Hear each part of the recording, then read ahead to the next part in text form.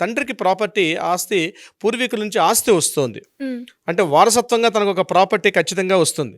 ఎప్పుడైతే వారసత్వ రూపంగా ఆయనకొక ప్రాపర్టీ వస్తుందో, దానికి తండ్రి తర్వాత కొడుకుకి ఎట్లయితే లీగల్ హెయిర్ అవుతాడో, వారసుడవుతాడో, అట్ ద సేమ్ టైమ్ అటువంటి సందర్భాల్లో మాత్రం ఈ యొక్క దీనికి సంబంధించి ఈయన లయబుల్ అవుతారు. ఎవరు? కొడుకు లయబుల్ అవుతాడు. కొన్ని ప్రత్యేక పరిస్థితుల్లో. దీనికి సంబంధించి 2001 కె. రాజమౌళి వర్సెస్ ఏవిఎన్ స్వామి అని చెప్పి ఆ కేసుకు సంబంధించిన విషయంలో సుప్రీంకోర్టు ఒక ల్యాండ్‌మార్క్ జడ్జిమెంట్ కూడా ఇవ్వడం జరిగింది. అంటే హిందూ సక్షన్ యాక్ట్ ఏదైతే ఉందో, మనకు 1925 యాక్ట్ ఉందో, దాని ప్రకారంగా తన పూర్వీకుల వారసత్వంగా తనకి ఏ ఆస్తి అయితే వస్తుందో, ఆ ఆస్తిని తను ఎలా అయితే తను అనుభవిస్తాడో పిల్లడు, అదేవిధంగా ఆ సందర్భాల్లో మాత్రం ఆ యొక్క ప్రాపర్టీ విషయంలో మాత్రం తండ్రి యొక్క ఆస్తిని, తండ్రి యొక్క అప్పులను కూడా, బ్యాంక్ అప్పులను కూడా తను తీర్చే పరిస్థితి వస్తుంది.